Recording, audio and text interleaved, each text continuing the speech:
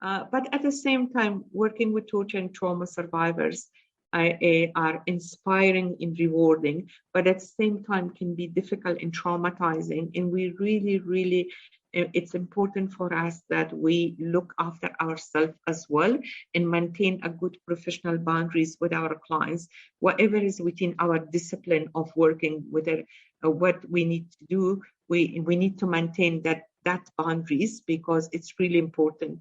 Otherwise, we are going to be overwhelmed, and then we are not any good for our clients, nor we are good for ourselves and our families as well. So it's kind of, and that's why in some refugees might have extra expectation from you. Like, for instance, they're not familiar with the system, like inviting you for food to their house, or ceremonies and stuff like that, or being your friend, or and sometimes they're really demanding or high complex cases. So and then sometimes they have unrealistic expectation of us, and then and sometimes they might have difficulty in trusting you. It would take a while to trust you, and because of their pre-arrival experiences. So just we need to be mindful of these things when it happens. And then it's important that we set up our boundaries from the beginning. What's your role, what you're doing, why you're doing, so they're aware of that. And then and what's your limitation. And it's really important also that we say things that we can do, and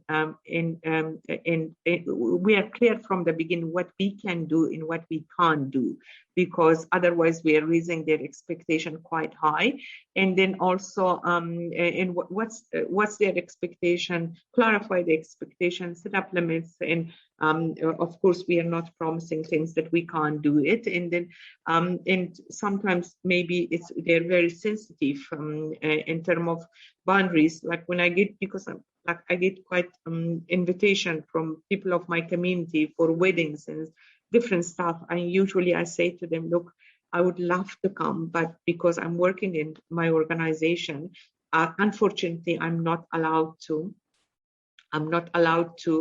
come to this function, because this is a rule of my organization. So just I'm simply putting it on my organization. I mean, yeah, so maintaining boundaries is really important. So it's good to be in a range in the middle part.